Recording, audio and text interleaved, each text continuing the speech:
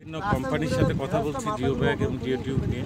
আমাদের নিজস্ব কিছু মন্ত্রণালয়ের কিছু ইনস্ট্রাকশন ছিল যে আমরা প্রিপারেটিভ কিছু কাজ করে রেখে দেবো এবং কিছু জিও ব্যাগ আমরা অলওয়েজ প্রত্যেক বছরই আমরা কিছু ভার্নারেবল এলাকার জন্য কিছু জমা রাখি। এবছরও আমরা সেগুলো রাখছিলাম এবং আরও কিছু জিও ব্যাগ সামনে যে কোনো প্রকার সাইক্লোন এবং দুর্যোগ মোকাবেলার জন্য আমরা কালেকশনের মধ্যে আছি, কিছু প্রকুরমেন্টের মধ্যে যাচ্ছি আমরা।